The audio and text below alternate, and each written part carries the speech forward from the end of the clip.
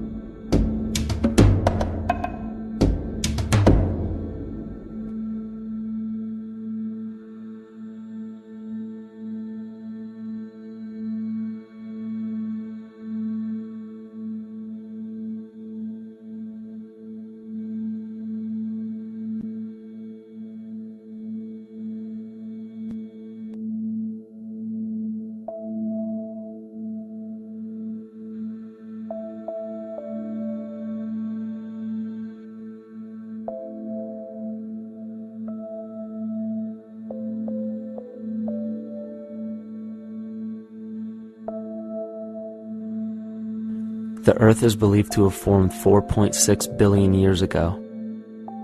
Within the first 150 million years, it began cooling and releasing gases from the lithosphere, which created the earliest forms of the Earth's atmosphere.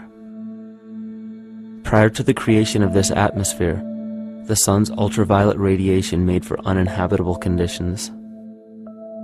But as the Earth cooled further, water condensed in the atmosphere and oxygen accumulated, making way for organic compounds. This spawned single-celled organisms and then plant life. And down through time, the evolutionary chain continued. And then we arrive at a species that does not seem to fit as well as the rest. Homo sapiens' gestation period of 9 months mimics the 3.8 billion year evolution of all life on Earth. The human embryo repeats the evolution of all species. When the sperm and egg unite, this new creation is a single-celled organism. Within hours, this single cell divides and multiplies more rapidly than any other species. 4 weeks later, the embryo begins to develop gills mimicking aquatic life. A few weeks later, it develops lungs and a tail with reptilian appearance. From there, a mammal is recognizable, and then onto a primate form. It then sheds its laguna, which is the embryonic fur, and at last shows the characteristics of a human child. The human body is a community of approximately 50 trillion cells. Everything the body does, the cell does as well. Cells have respiratory and excretory systems. They feed, feel, think, and communicate with other cells. Trillions of cells make up a single organism called the human body, and billions of human bodies help make up the organism we call Earth. The Earth has more similarities with the human anatomy than you may think. Earth has its own electromagnetic generation, just like the human body. Research has found that a direct current of electricity flows through perineural cells found around every nerve in the body. These pathways are called energy meridians and have been used in the practice of acupuncture for at least 2,000 years. Dating even farther back is the notion of dragon paths or ley lines in which many megalithic structures and stone monuments were erected, marking the energy meridians of the Earth.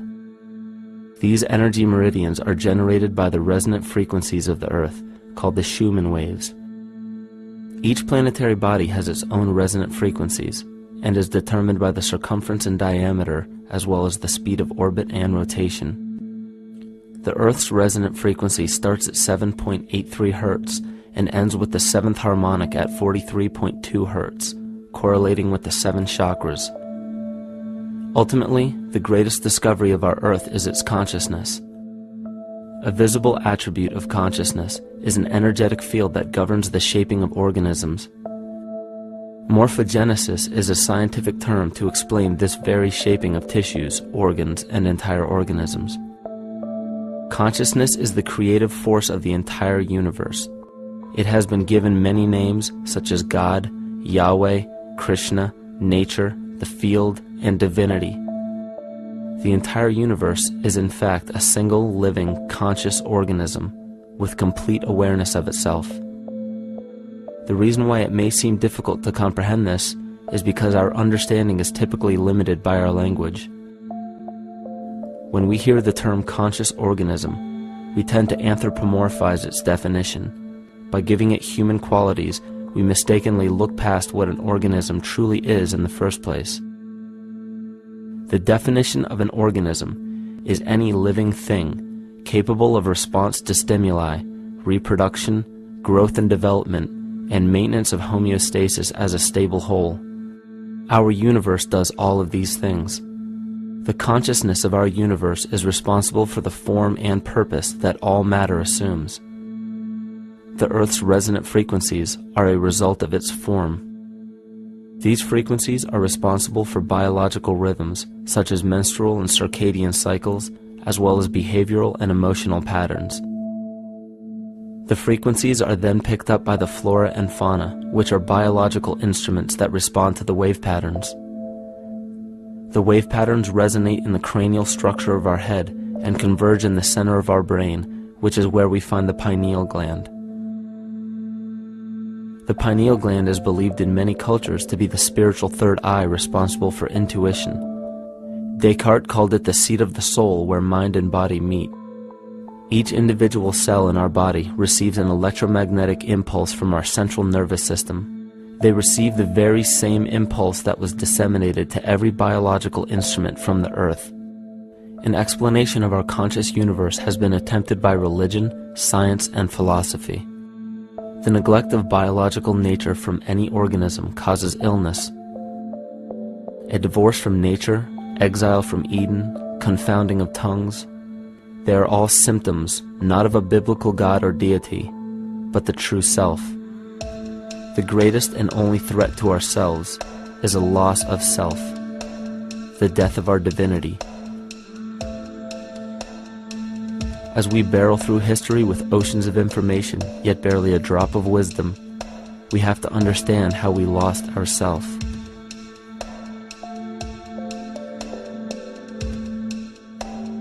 In sacred texts and ancient scriptures left by our ancestors, we find an incredible link between stories of creation, a great flood, the war of the gods, the Messiah dying for the sins of man, end-time prophecies, and similar characters. These correlations show up in myths from cultures that supposedly had no contact with one another due to distance in geography and time. The common thread we find that connects all of mythology has its roots in the stars. One of the most revealing accounts is the battle of the gods in heaven and the ensuing flood. In the Bible, Lucifer rivaled the Lord and was defeated and cast down to earth. In the creation myth of the Enuma Elish, we find a similar story of Tiamat being defeated by Marduk and cast down to the abyss of Apsu. In chaos, Tiamat, the mother of them both, Apsu and Tiamat's waters were mingled together, meaning that the chaotic waters of Tiamat were somehow mixed with the sweet waters of Apsu. Apsu was the Sumero-Akkadian god of the abyss beneath the earth. Tiamat, also known as Lucifer, was known as a serpent or dragon and was defeated by Marduk. Marduk was the father of Nebo or Mercury, and Mercury is the same mythological character as the Zoroastrian Mithra, the Egyptian Hermes Anubis, and the Gnostic Hermes Christos. The most recent version of Mercury, however, is the Archangel Michael in the Bible, who defeated Lucifer and sent him to the abyss of the earth, or hell. This story is steeped in astrological significance in the Bible and in many other ancient scriptures. This leads to an event in history that is recorded by many researchers regarding the cosmic upheaval and historic deluge. William Commonus Beaumont states, "The flood immortalizes the collision of a fallen planet, later termed Satan, actually a cometary body with our Earth." Consider what this reveals. He postulates that a planet, later termed Satan, fell to the earth, creating the flood we see recorded in the Bible and other myths. Lucifer, or Tiamat, was a planet known to ancient cultures as the Glistening One, the dragon of chaotic salt waters. The light from the sun illuminated this planet's water, which gave it a glow that rivaled the sun's own light, which is where we hear about Lucifer rivaling the Lord. The Lord in this case being the sun, which sustains and gives warmth to the earth. The planet Tiamat, or Lucifer, was destroyed by a cataclysmic event that hurled the watery planet to the abyss of the earth. In the book of Enoch, it reveals, "And behold, a star fell from heaven, and when it fell to earth, I saw how the earth was swallowed up in a great abyss." The myth of the Ute Indians states, "The sun was shivered into 1,000 fragments, which fell to earth, causing a general conflagration. Then Tawats fled before the destruction he had wrought. And as he fled, the burning earth consumed his feet, legs, body, hands, and arms, until at last, swollen with heat, the eyes of the god burst and tears gushed forth in a flood which spread over the earth, extinguishing the fire." This myth resembles the translation of the Enuma Elish by Stephanie Daly in her book Myth from Mesopotamia, which explains that Tiamat's eyes became the source of the Tigris and Euphrates rivers. As written in the book of Revelations, "And there was a war in heaven. Michael and his angels fought against the dragon, and the dragon and his angels fought back. The great dragon was hurled down, that ancient serpent called the devil, or Satan, who leads the whole world astray. He was hurled to the earth." The Roman mythology of Ovid gives the story of Phaeton, which happens to be another name given to the watery planet Lucifer, or Tiamat. This story reveals that Phaeton was a child of the sun and wished to become the sun for a day. Phaeton attempted this feat, and eventually Jove, who is also known as Marduk, destroyed Phaeton, sending him crashing to the earth in flames and put out by a tremendous flood of water from a river unseen before.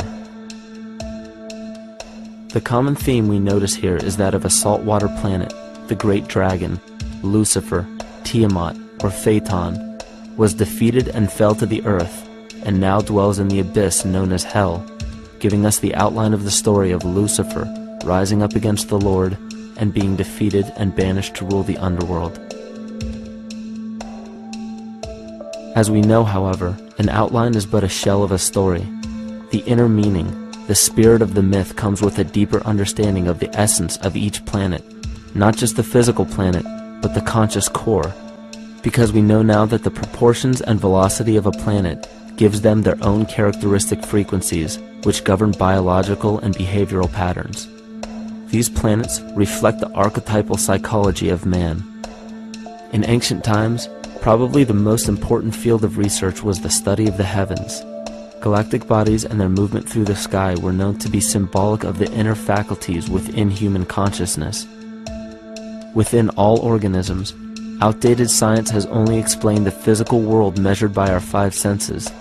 Only in esoteric religions, mysticism, and quantum fields of science are we to find any attempt at explaining where thoughts and emotions fit into the sense-perceptible world.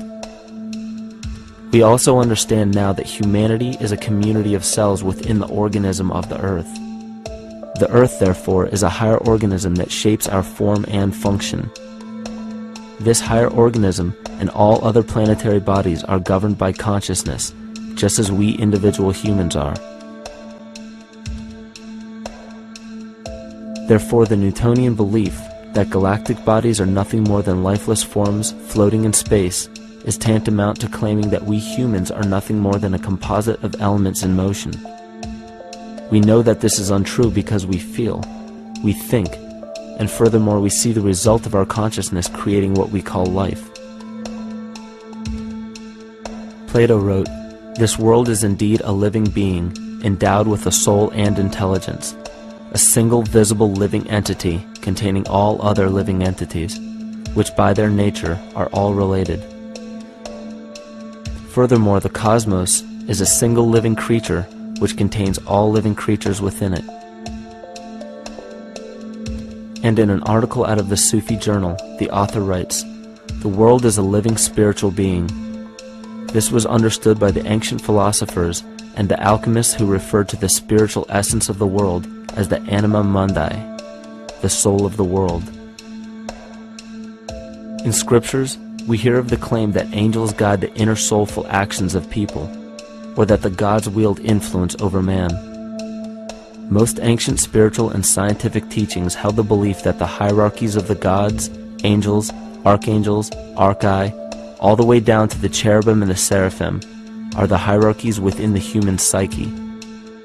In this way, we must understand that when the whole of ancient myths and sacred scriptures speak of spiritual influence from a higher being, they were speaking of archetypal forces that are inherent within us, not an influence from an external source.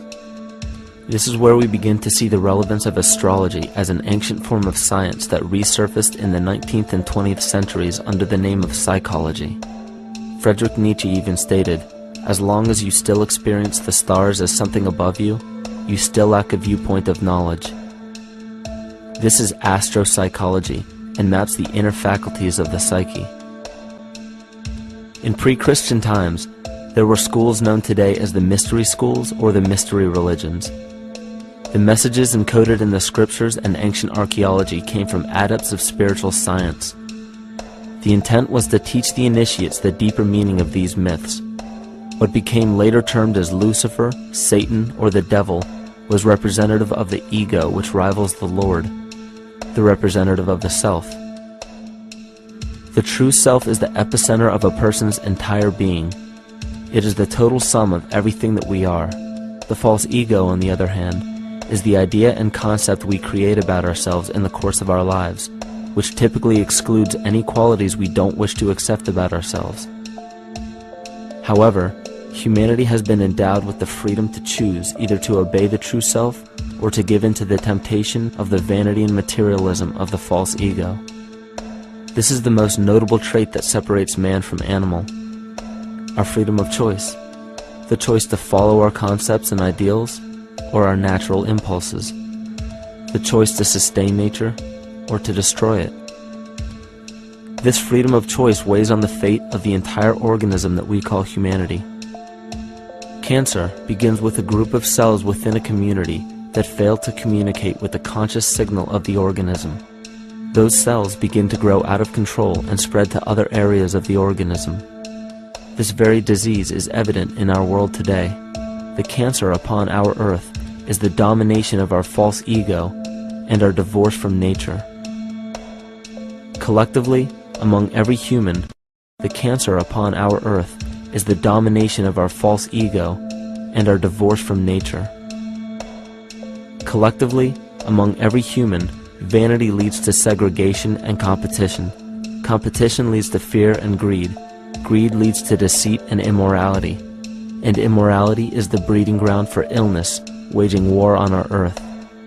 Every act of hatred and destructiveness in our world begins with self-hate and self-destructiveness. And it all begins with a breakdown in communication.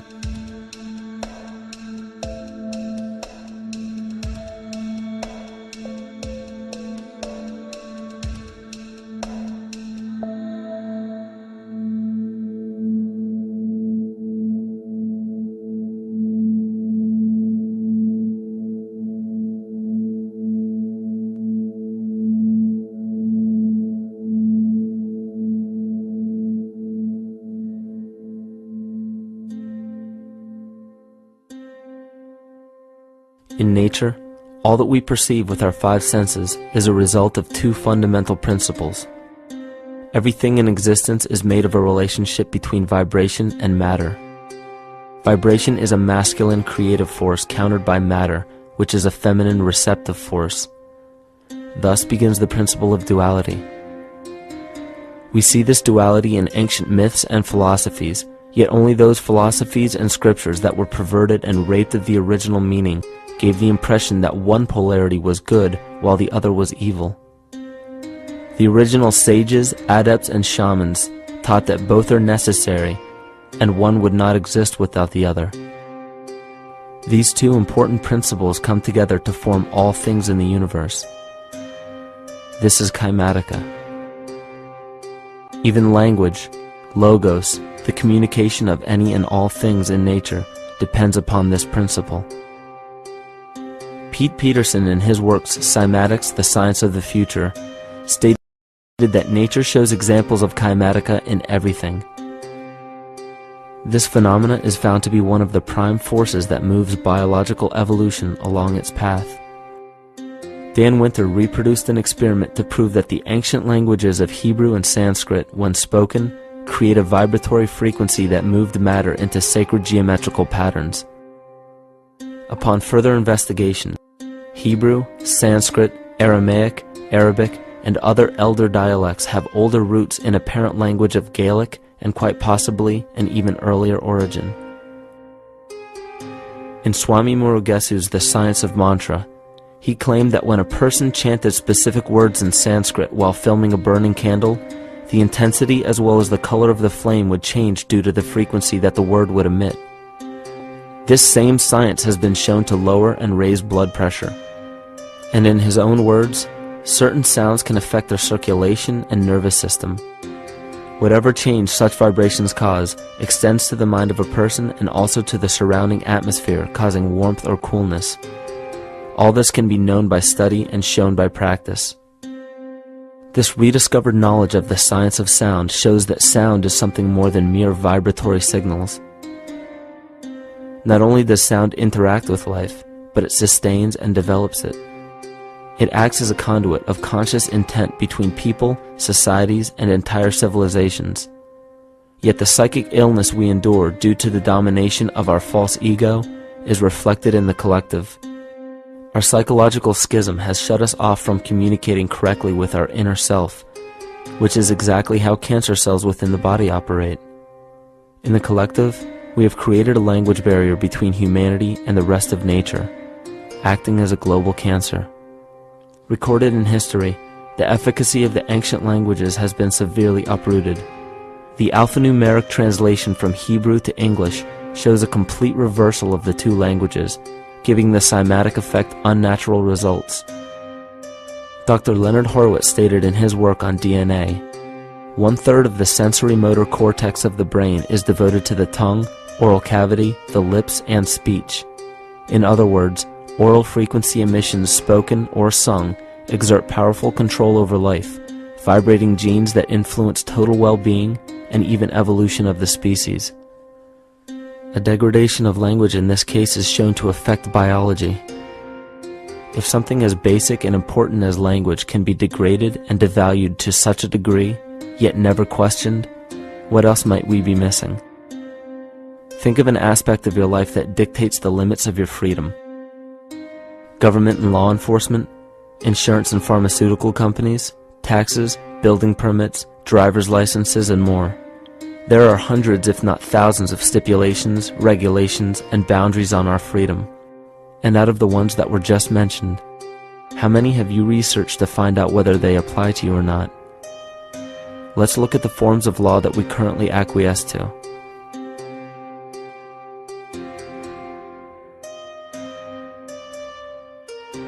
A common misconception among people is that any rule or regulation that governs them falls under one category: law. But there are many other forms of law that people abide by without realizing that they simply do not apply to them.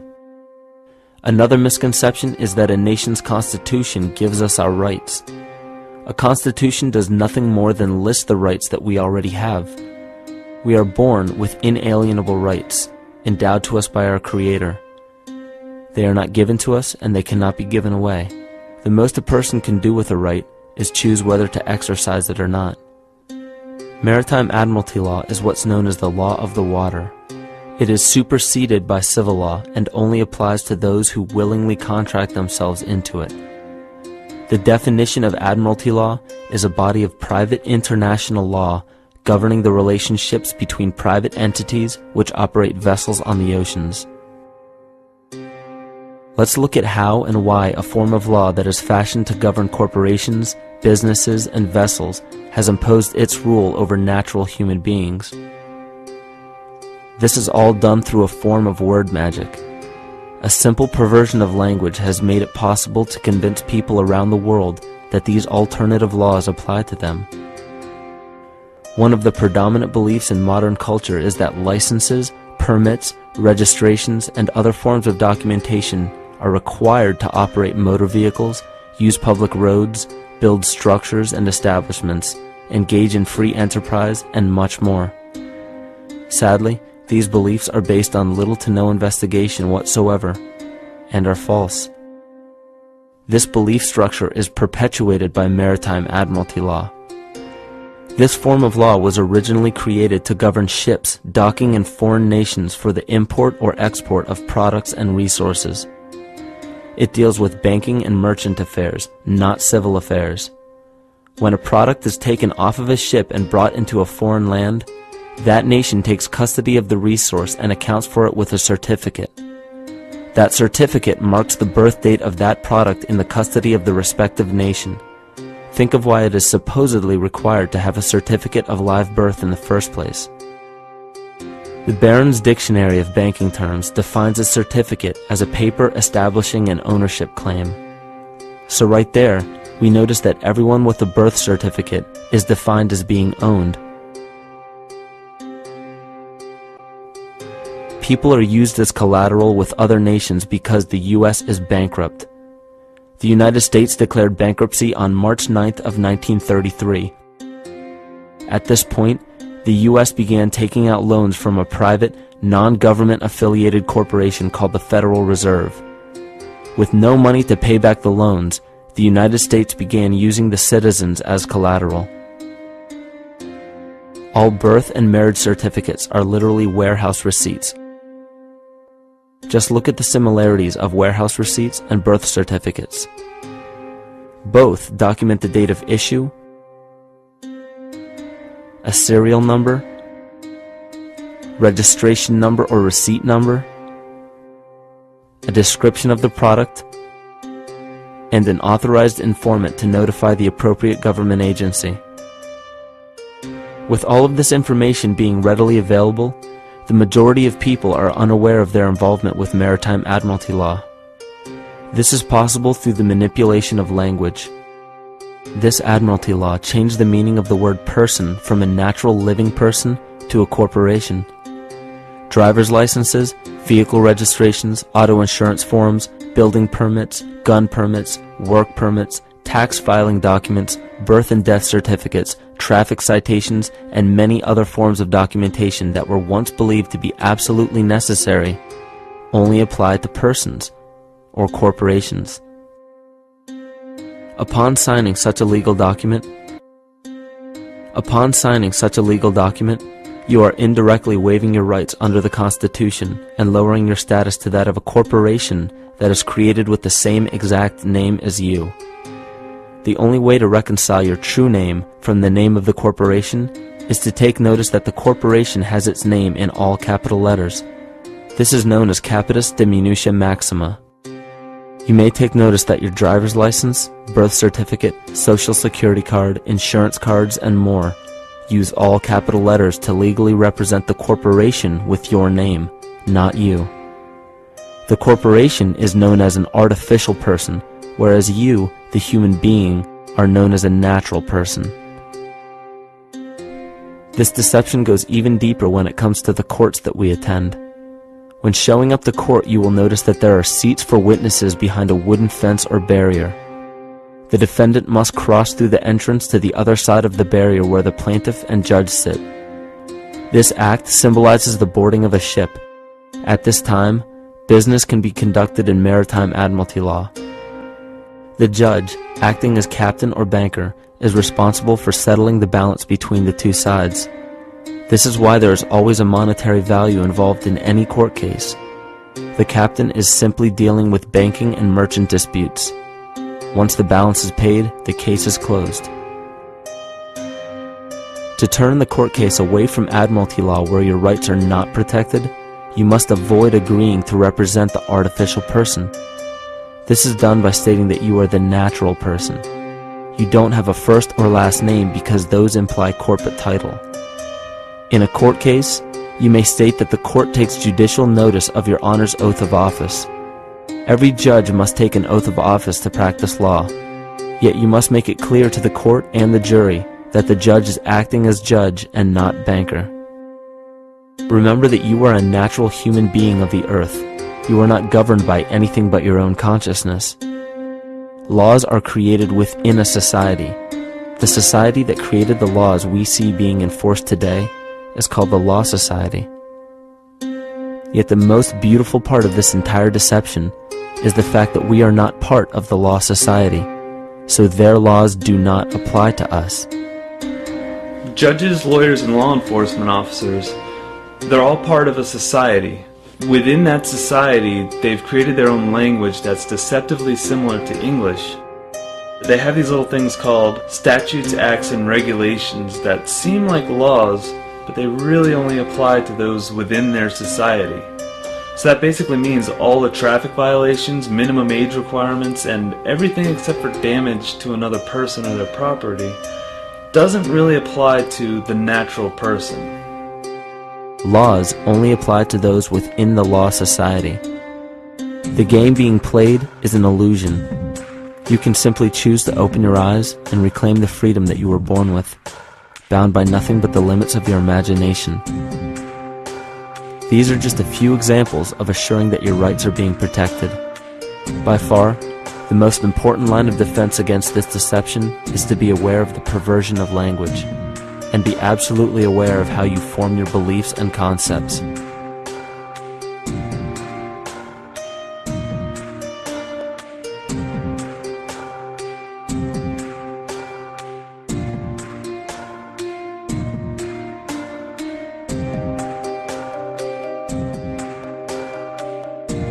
In all forms of the perversion of language, there is a mirror reflection of this in the microcosm of the psyche.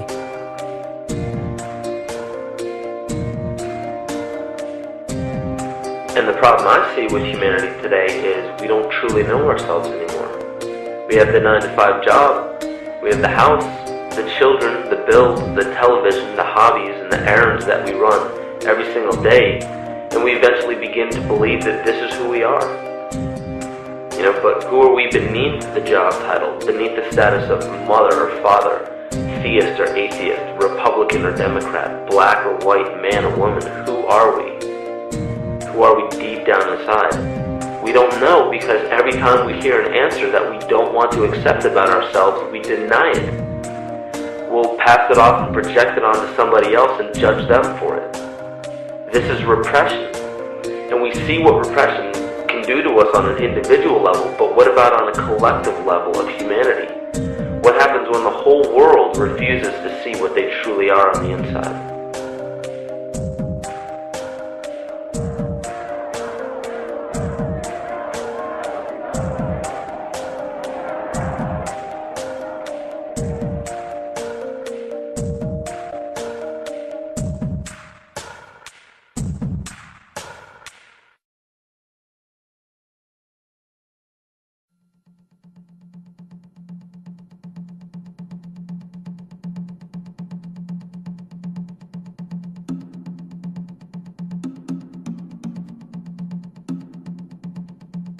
Carl Jung discovered that there is a collective unconscious connected to all humans, meaning that the whole of humanity shares a single mind with one another.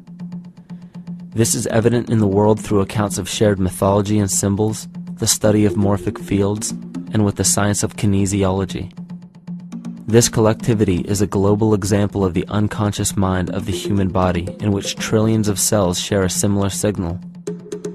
This parasite, called our false ego, requires a continuous flow of sustenance to survive. food, fuel, and any other form of sustenance is energy. Human consciousness is an electromagnetic field of energy. When this potential energy is utilized, it then releases kinetic energy, which is used to perpetuate the false ego. This scenario occurs in the smallest parasitic organisms, all the way to a collective organism called humanity. A parasite will release chemicals that cause the host to crave the sustenance that the parasite needs to survive. As long as the host is unaware, it will keep feeding the parasite and starving itself. In a similar way, Wilhelm Reich stated that whole societies suffer from a psychosis caused by starving our organic biological impulses. He states that sexual suppression supports the power of the church, which has sunk very deep roots into the exploited masses by means of sexual anxiety and guilt. It engenders timidity towards authority and binds children to their parents.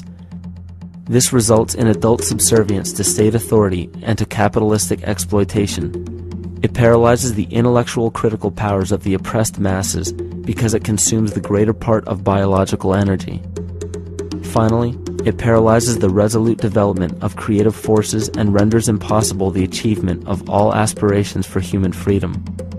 In this way, the prevailing economic system, in which single individuals can easily rule entire masses, becomes rooted in the psychic structures of the oppressed themselves.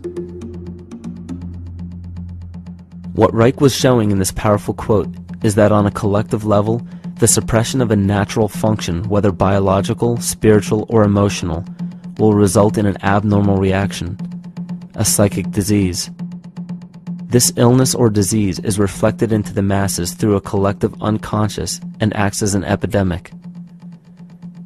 Humanity is plagued with an incapacity for freedom, meaning that people en masse lack the ability to govern themselves on a psychic level, and this manifests in the macrocosm as government and organized religious powers, thus opening the throne, our national and individual throne, to anyone and anything.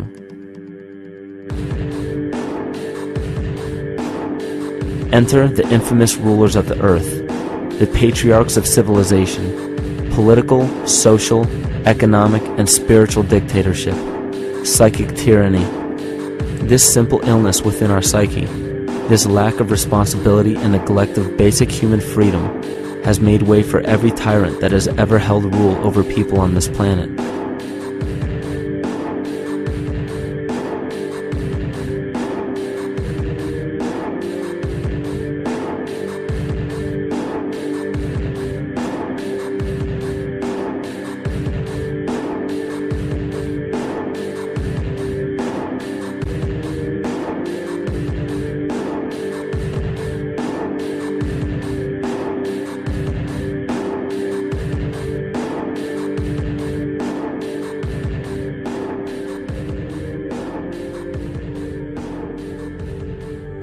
But these oppressive tyrants that are demonized by the masses are no different than us.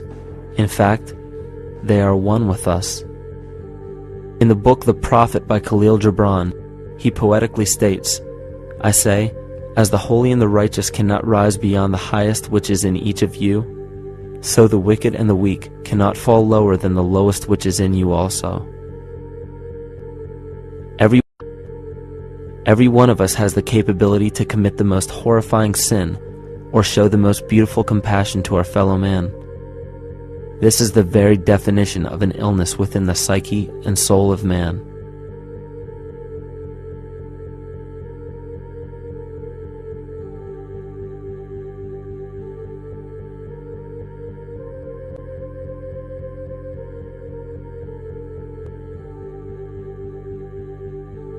Think of any position of power that you believe to be above you.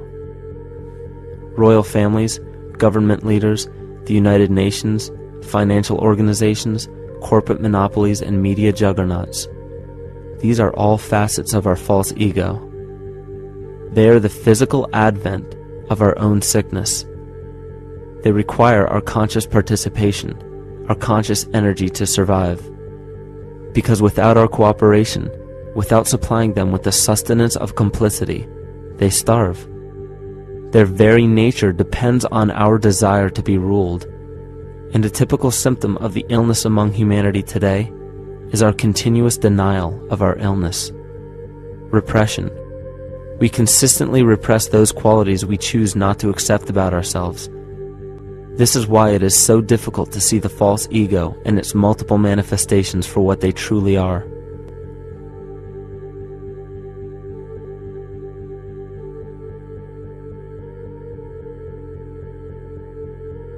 This is the very nature of the false ego. It acts as a red herring to distract us from the freedom we truly have. For this psychic parasite to survive, it must supply us with a chemical that will cause us to remain dependent upon it. In this case, the sustenance is our conscious energy. And in order for us to feed it to the parasite, the chemical of fear causes humanity to crave protection and defense.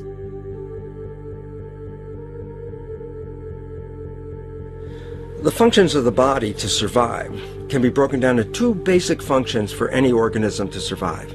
You have to be able to grow, maintain yourself, take care of your biology, but you also must be able to protect yourself, so that if you're just growing and you can't protect yourself, you'll become food for something else. So the survival involves a balance between growth and protection. Through the history of human civilization and through human evolution, we recognize that our nature is to be in a state of growth, and that our protection is only supposed to be used to, help us out of that threatening moment. You can't be in growth and in protection at the same time. So the significance is, when we see a need of protection, the stress hormones in the body shut off the blood vessels in our viscera or gut, which is the part of the body for growth. Well, the issue is, if you took the blood from the viscera and moved it out to the arms, then you left no blood in the viscera. That means no growth. But you're ready to fight. And when your fighting is finished, then the blood returns back to the viscera and you grow again. But in the world that we live in today, it's 24/7 fear.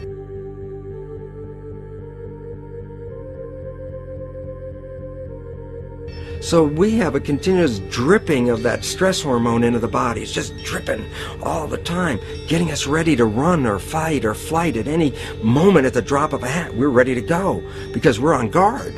Well, the problem is, what does that mean about your allocation of energy? And it says, we're spending most of our energy in protection.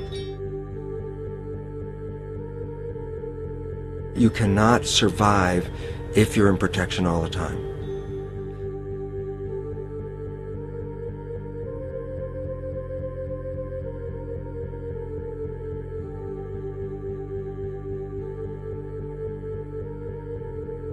And if the parasite can control the nature of the fear, it can then create a fear among us that only it can defend us against.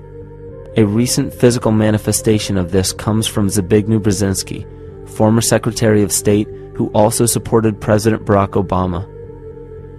In his book, The Grand Chessboard, he states, as America becomes an increasingly multicultural society, it may find it more difficult to fashion a consensus of foreign policy issues, except in the circumstance of a truly massive and widely perceived direct external threat.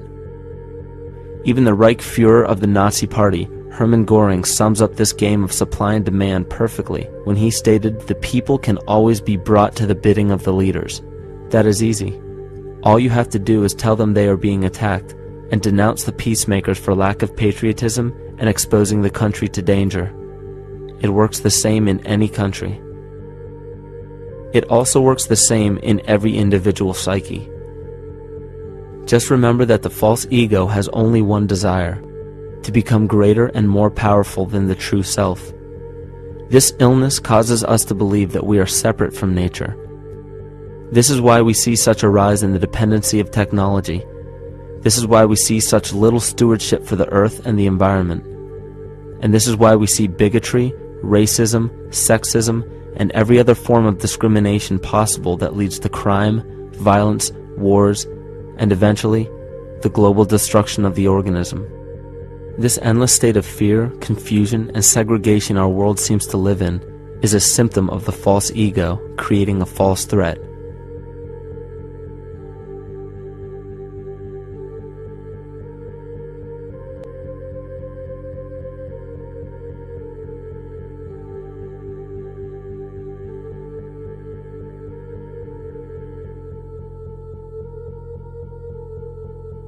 many of the United States presidents have blood relations with each other. The Bush lineage has blood ties to a great number of former presidents. George Washington, Millard Fillmore, Franklin Pierce, Abraham Lincoln, Ulysses Grant, Rutherford Hayes, James Garfield, Grover Cleveland, Teddy Roosevelt, William Taft, Calvin Coolidge, Herbert Hoover, Franklin Roosevelt, Richard Nixon, and Gerald Ford. Michael Tessarion points out in his work that Bush is closely related to every European monarch on and off the throne, and has kinship with every member of Britain's royal family. Bush's family tree can be documented as far back as the early 15th century. He has a direct descent from Henry III and from Henry VIII's sister Mary Tudor. He is also descended from Charles II of England. And we also find that George W. Bush is a direct descendant of Godfrey de Bouillon. Godfrey was the first king of Jerusalem after he recaptured it from the Saracens, which was the name for the Islamic faith during the Middle Ages. It is interesting to note that the current occupation of the United States in the Middle East was re-established by the same family, George Bush Sr. in 1991, and again by George Bush Jr. in 2003. George Bush Jr. is then found to be a cousin to both opposing candidates of his 2 terms in office, Al Gore and John Kerry. Democratic President Barack Obama also has blood ties with George W. Bush, as well as Gerald Ford, Lyndon Johnson, Harry Truman, James Madison, and the British Prime Minister Sir Winston Churchill. On the opposing side of the 2008 presidential ballot, John McCain is descended from Robert the Bruce, King William I of Scotland, and also Godfrey de Bouillon. Probably one of the most interesting facets of the bloodline relations is the fact that the whole British royal family has descent from the Muslim prophet Muhammad through the Arab kings of Seville. This bloodline was passed through the kings of Portugal, Castile, and eventually down to King Edward IV. And this is a very, very different story from what you hear the media pumping out every day, being this idea of lineal superiority. It's completely debunked according to the foremost authority of aristocratic lineage, Burke's Peerage. And this just goes to show that there's the true story, and then there's the manufactured illusion, the front that's given to the public.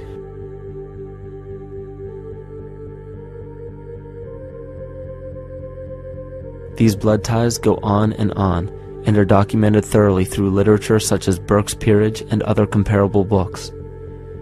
The point of all of this is that we find not just the same people, but the same intent within the people who have held high positions of monarchy, dynasty, aristocracy, and democracy in the past and present, and they are all related by a physical and symbolic link.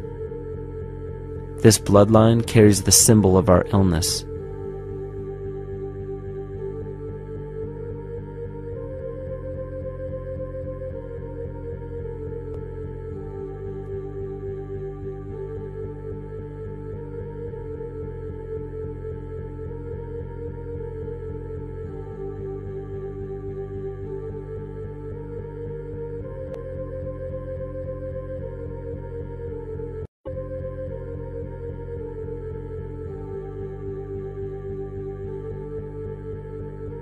The symptoms of our psycho-spiritual illness are the wars, terrorist attacks, artificial or man-made disasters, and leader figures. As long as the people remain oblivious to their inner drives and inner nature, they will always fail to recognize why these events take place and why these figures rise to such powerful positions. The reason why we have failed for thousands of years to conquer these archetypal rulers permanently is because for thousands of years we have been fighting the symptoms of an illness and not the root cause. For every corrupt government that falls at the hands of a revolutionary, oppressed people, 2 more will rise in its place every time, because the root cause of a corrupt government does not exist in the individual leading that government. It exists within the psyche of every individual, because an unaware host to a deadly parasite will do anything to avoid accepting his own incapacity for freedom.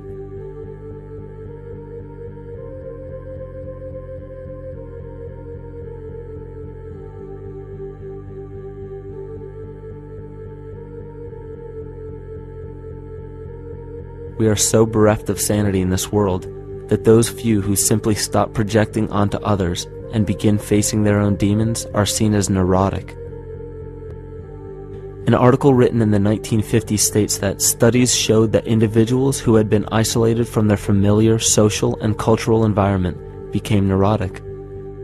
This shows that when those individuals had no object to identify their darker emotions with, they began to see these things in themselves, that which they refused to recognize before, and were unaware of why they appeared and how to cope.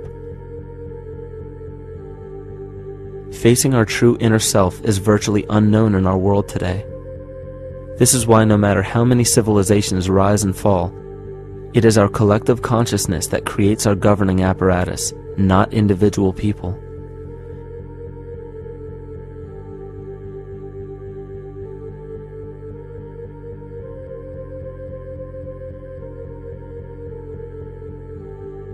And after countless attempts, you would imagine that people would realize that a physical retaliation may not be the solution. Yet here we are, thousands of years later, with technology that can clone DNA, vehicles that can break the sound barrier and probe the depths of space, and science that can overcome almost any sickness. Yet we still fail to take notice to the importance of thoughts and consciousness. This is the very definition of insanity. And every single one of us is responsible for this psychic epidemic, because we're killing the messenger and paying no attention to the message.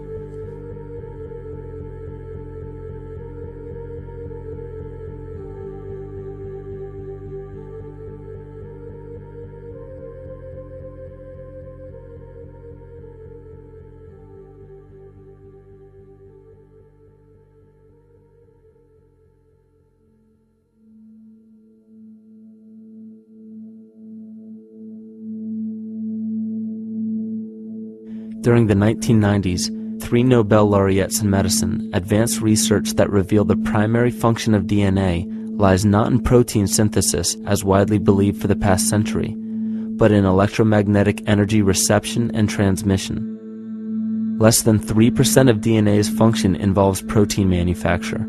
More than 90% functions in the realm of bioacoustic and bioelectric signaling. So why is it important to know that DNA functions in bioelectric signaling? HeartMath Institute has discovered the heart and brain maintain a continuous two-way dialogue, each influencing the other's functioning. Although it is not well known, the heart sends far more information to the brain than the brain sends to the heart, and the signals the heart sends to the brain can influence perception, emotional processing, and higher cognitive functions. The heart also generates the strongest rhythmic electromagnetic field in the body, and this actually can be measured in the brainwaves of people around us. We are quite literally an electromagnetic expression of our highest cognitive function. The behavior of electromagnetism is evident throughout the world as dualism. All matter contains a negative and positive charge, which means organisms are built upon this foundation. The natural homeostasis of any organism is a balance of both polarities. Furthermore, research on emotional energetics shows that the heart's field is a carrier of emotional information and a mediator of bioelectromagnetic communication within and outside the body. Research shows our heart's field changes distinctly as we experience different emotions. It is registered in people's brains around us and apparently is capable of affecting cells, water, and DNA studied in vitro. Fear. The chemical supplied by a collective parasite creates a distinct bioelectric signal given off by the host. This signal is disseminated to the organisms within our community and will grow outward through the entire organism unless it is counterbalanced by an opposing force. Dr. Fritz Alan Popp discovered that the cells in our body communicate through biophotons, which are tiny particles of light that are single units of an electromagnetic field. This communication system within our body also exists between people in what's known as morphic resonance. This was known by the shamans, sages, and adepts of antiquity. These teachings were commonplace in prehistoric cultures. It wasn't by sheer chance that artistic expression and rituals were the cornerstone of every ancient civilization. Art was used as a personal method to exercise the shadow content of the psyche and introduce it to the conscious mind. This was very literally viewed as psychic therapy. Ritual was based around astrological dates. As we've learned, the study of the stars and planets reflect our own astropsychology. The shamans would perform rituals on astrological dates that would correlate with a circadian rhythm or a psychological cycle. These rituals kept the human participants aware of their inner self and prevented the repression of psychological content. As long as people were facing their inner demons and accepting them as their own, they were not collectively projecting them into the physical world. If you bring forth what is within you, what you bring forth will save you. If you do not bring forth what is within you, what you do not bring forth will destroy you. The progeny of our psychological disease began growing rapidly after a series of catastrophes forced the collective into a somatic state of fight or flight. This lowered the immunity of the population by introducing a state of immense stress. Our body becomes more susceptible to illness under stress. In this manner, humanity fell ill when entire bodies of land were swallowed up by the floodwaters. This uprooted many tribes, chiefdoms, and civilizations from their homes, and their ritual practices that were used as a conduit for psychic wellness were put on hold in order to survive the catastrophe and seek new homes. The shamans were spread to many new areas of the world. This information has been suppressed. We are made to believe that advanced civilizations such as ancient Egypt and the Mayans of Mesoamerica came about with no prior rudimentary remnants or evidence of evolving intellectual artifacts to bring them to their peak. We are meant to believe that their incredible knowledge of mathematics, astrology, agriculture, economy, polity, and architecture came out of nowhere. This leads many researchers today to the understanding that the origins of these civilizations have been suppressed. Not surprisingly, the force that has guided the suppression of this knowledge comes from the exact bloodline of the political and religious leaders stated previously. These are some of the notable book burnings and suppression of important texts in our history.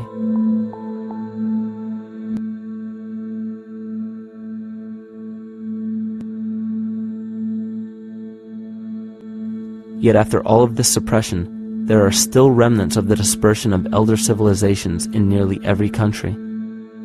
There is tremendous evidence of ancient cultures visiting North America long before the conventional belief of European colonization. Barry Fell states in his book America BC, there are ancient inscriptions now being reported from nearly all parts of the United States, Canada, and Latin America, written in various European and Mediterranean languages in alphabets that date from 2,500 years ago.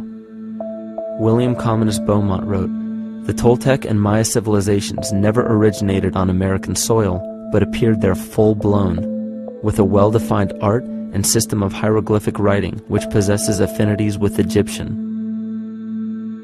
It is found that there are thousands of prehistoric sites across New England and several other northern states showing inscriptions, carvings, and mounds created by Druidic mariners as far back as 800 BC.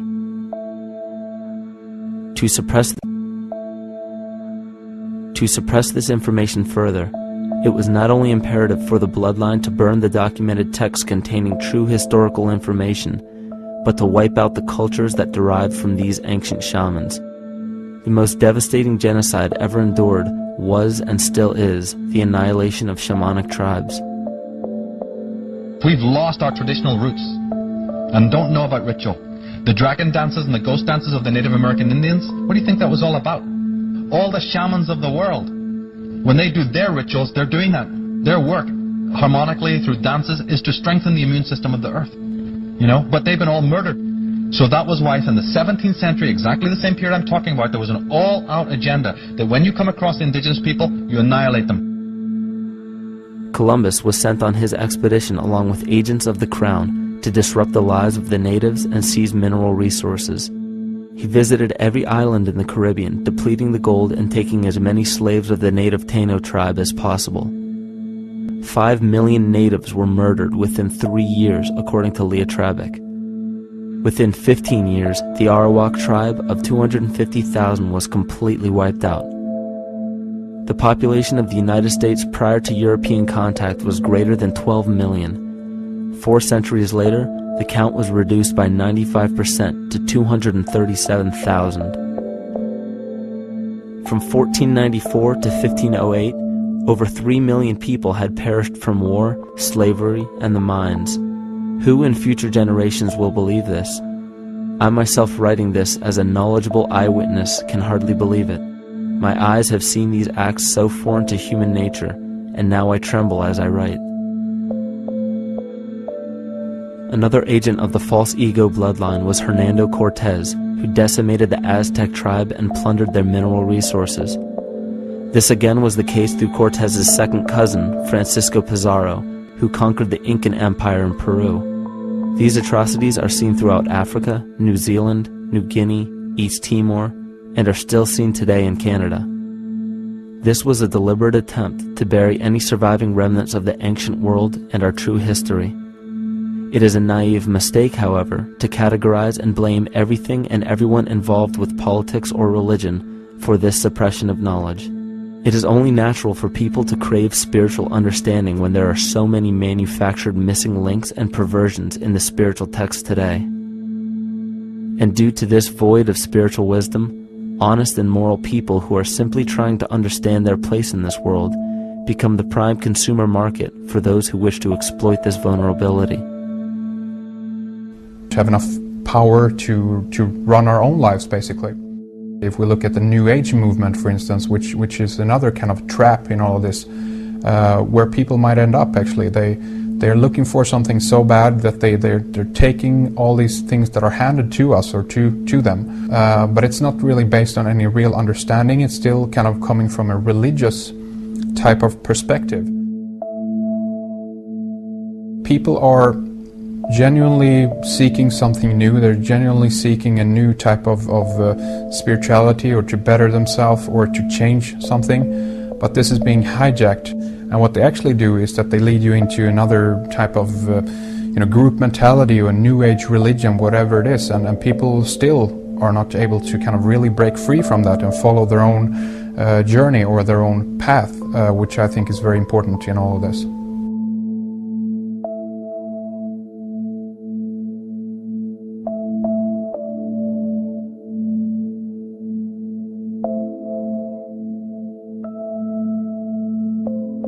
In the pre-Christian era, there were several cults of incredible power, most notably the stellar, solar, Saturnian, lunar, and mushroom cults. It is simple to see that worshippers of the lunar goddess comprised of the lunar cult. The worship of sun gods were indicative of the solar cults. The Saturnian cult, which consisted of Phoenicians and Canaanites, worshipped El or Eli. The biblical exodus of the Hebrews from Egypt showed that they entered Canaan and merged the lunar cult of Isis, the solar cult of Ra, and the Saturnian cult of El to form Isis, Ra, El. Israel. The old Israelitish cult and mythology, the Yahweh worship, the patriarchal legends, the sojourn in Egypt, and so on, are rooted in the religion of the sacred fungus developed from the underlying fertility philosophy of the ancient Near East. The Jewish mitre, Muslim turbans, and military berets are derivations of the symbol of the mushroom cult. One of the first and most prominent, however, was the stellar cult, and a number of these ancient cults were created for shamanic purposes and earthly stewardship, yet some were taken over with different intentions. Just as you would imagine in any establishment of power, smaller cults formed within the main cults to worship individual deities. The cult of Mithras and the cult of Dionysus are two examples. You still today can see the Mithraic or Phrygian cap on the symbol of the seated Liberty Dollar, the coat of arms of many countries, the reverse side of the flag of Paraguay, the seal of the United States Senate, and even involved in the solar cult holiday that we now call Christmas. In the cult of Dionysus, many festivals were celebrated, such as the Greater Dionysia, celebrated in Athens around the spring equinox. The foremost event in this festival was the Thymelic contest, in which poets, musicians, and entertainers performed in an open-air theater. Musicians did not have to pay taxes, and members of the Artists Guild did not have to participate in military affairs. The cult of Dionysus is still alive to this day as the entertainment industry.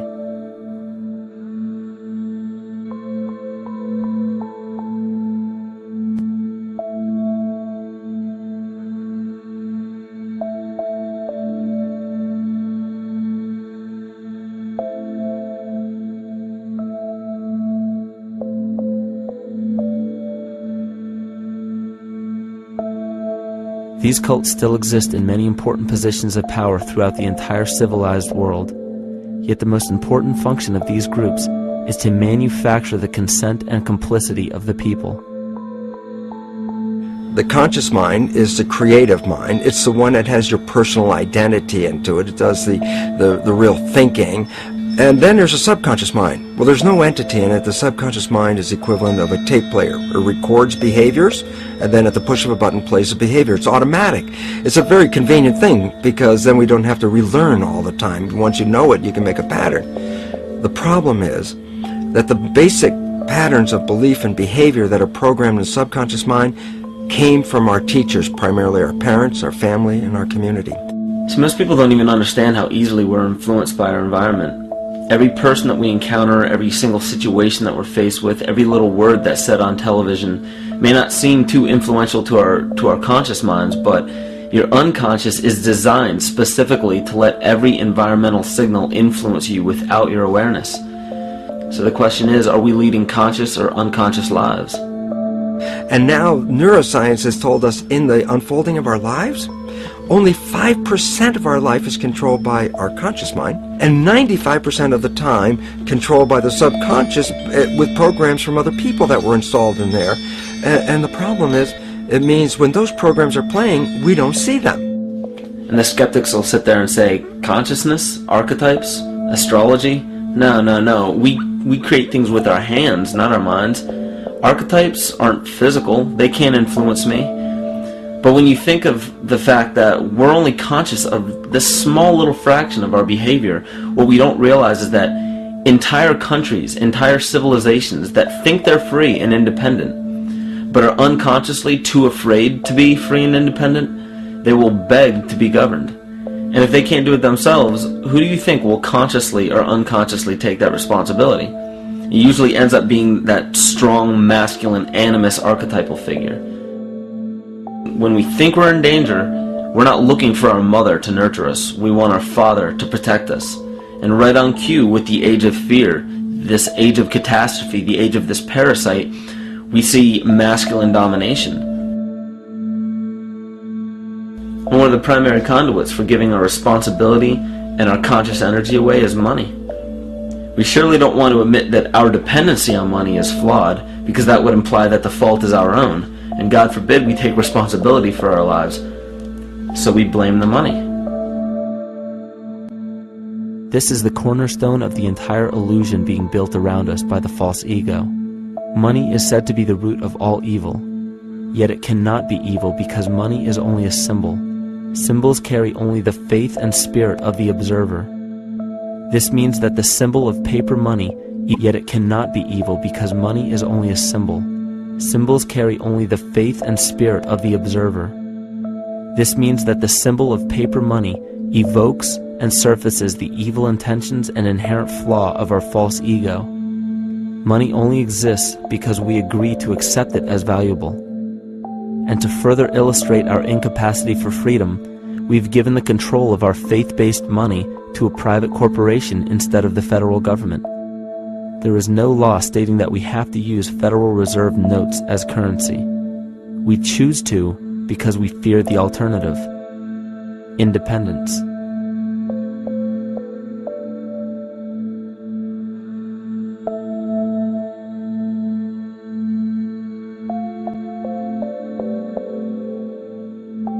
But it's not even really about money, it's about energy, because money is simply this material thing that allows billions of people to crave just one thing and put their energy into the same thing. It's not the plasma TV or the house or the lifestyle or the job or the significant other or the status that we're really after, because we know that we're empty.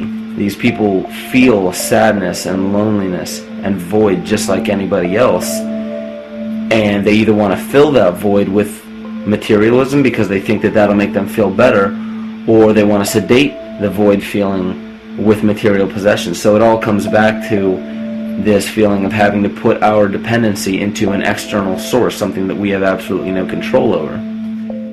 What we're seeing right now is with all the competition of each other destroying each other, wars, competing for material existence, raping the planet and tearing it apart to get some pieces of it to hold in your hands and say you won the game.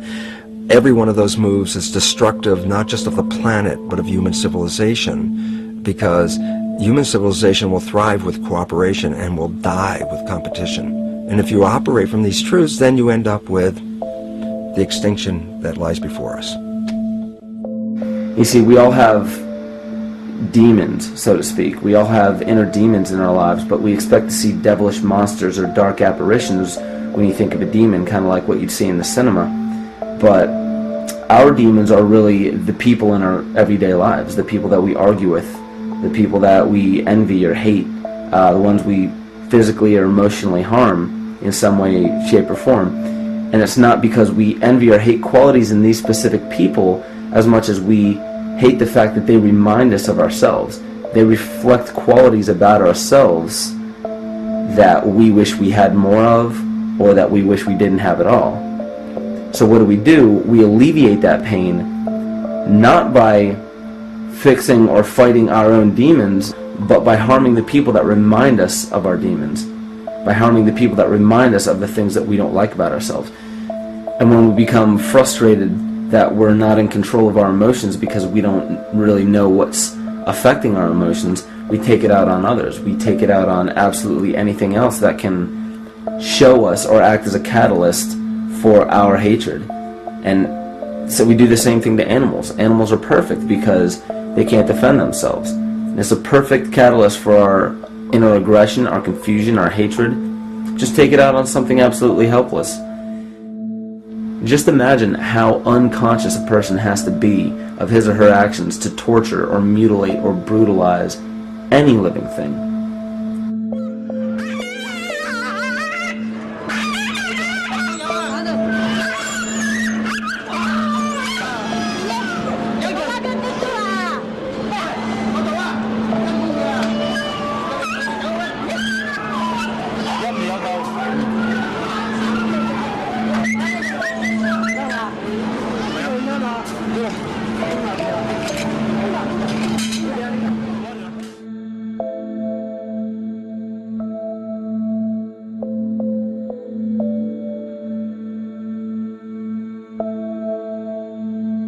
His goat's down, and he'll be here, and we can. Ouch! God, he bit you.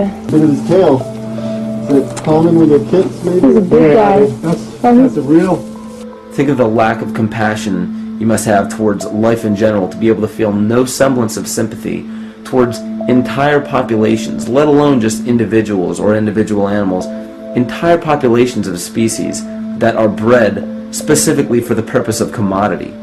But I'll tell you what's even more dangerous is not so much the people carrying out this cruelty, because that's already been established. That form of hatred and cruelty has already been established and it's already known. What I'm really worried about is the people who are against inhumanity, the people who are against animal cruelty and feel self-righteous enough to think that it's justified to inflict harm or even wish harm on these people. Because those are the people who take unconscious cruel behavior to a whole new level of conscious cruel behavior that's perfectly acceptable in their minds, because they feel that it's their job to bring other people to justice, like they're an authority figure of some sort. Those are the people who will have a much harder time figuring out why they harbor so much inner hatred and resentment. They don't seem to realize that it's just another form of the same exact hatred. So to keep from facing our inner demons consistently, what do? When we begin to realize, hey, wait a minute, maybe it's not alright to inflict harm on any other living thing, then the ego has to come up with a more esoteric form of cruelty to trick us into displaying the same form of self-hatred, the same indignant attitude, but just in another way and towards another group of people. But the emptiness will always find a way back in, and people will always start to feel restless again, no matter how many times they transfer blame to yet another person or yet another group. We need chaos in our lives. We crave destruction. We beg for catastrophe. Because if we don't have these things to act as a form of exorcism or a catalyst for us, we start to notice these things in ourselves, and that's what we don't want. You see, we can deal with wars. We can deal with terrorism. We can deal with stock market collapse and economic collapse. We can deal with these things. But once we start to notice this chaos within ourselves, that's what we're really afraid of. We'll take 1,000,000 September 11ths over one moment of true insight towards our self-hate.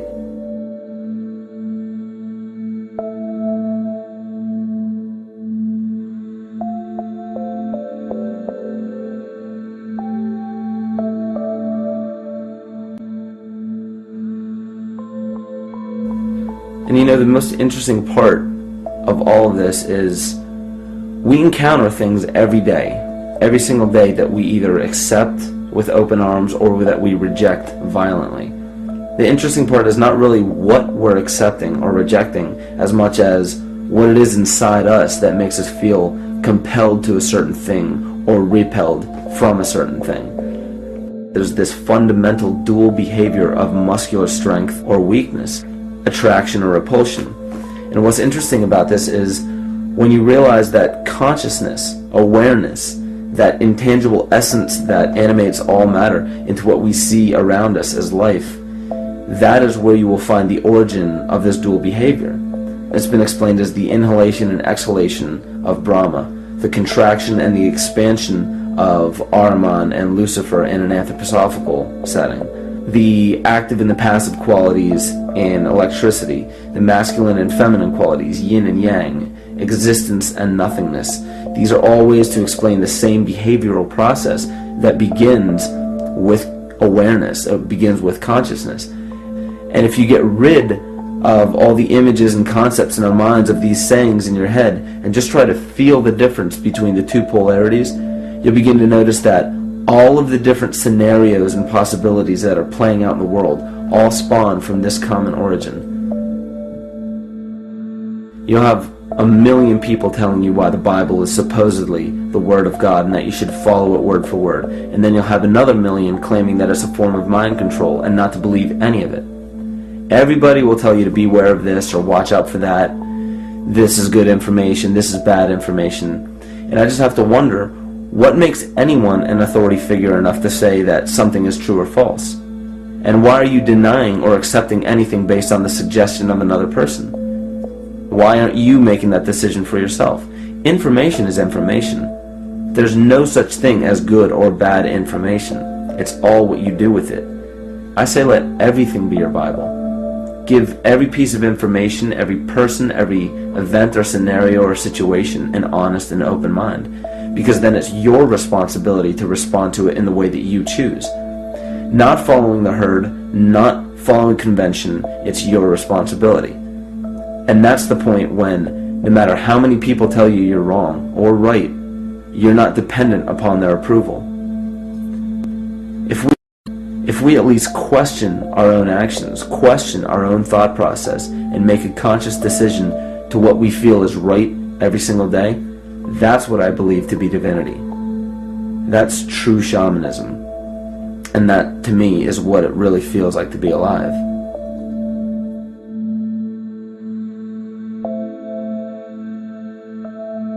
In this conscious, living universe, there are no laws of nature, just habits. There is nothing external to the universe to enforce a law upon it. The illusion of a fixed law of nature is only the result of there being no need for that habit to be broken. When habits need to be broken to ensure the survival of the organism, we see this event in nature and call it evolution. The collective mind shapes our evolution. And a great example of this is the experiment done by John Cairns in 1988. His team put lactose-intolerant cells in an environment with only lactose for food.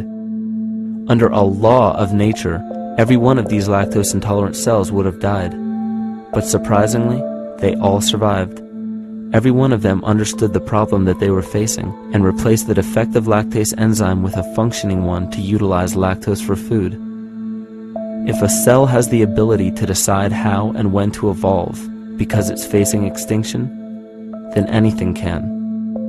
The existing beliefs are that a human body is a biochemical machine controlled by genes, and therefore the behavior, emotions, and character of our biology, our health, our lives, are controlled by genes which we don't control. So this is what we taught people. You're a victim.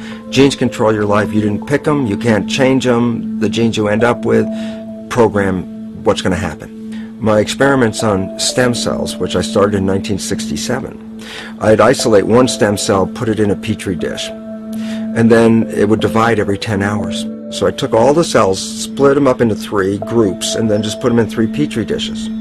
And then I changed the growth medium, the constituents of the environment, in each of the 3 dishes. In one dish, the cells form bone. The second dish, they form muscle. And a third dish, they form fat cells. What controlled the fate of a cell? And the first thing you have to say is, well, wait, they were all genetically identical when they were put in a dish. So obviously the genes didn't control it because they all had the same genes. What was different was the environment. And all of a sudden in my career it said, oh my gosh, here I am teaching genes control life, and the cells are telling me genes respond to life. And since you can control the response, you can control your life. It's how you read the environment, how your mind perceives the environment. And if you understand this, then you could lead yourself to the most wonderful expression on this planet, to be fully alive and fully healthy, just how you respond to the world.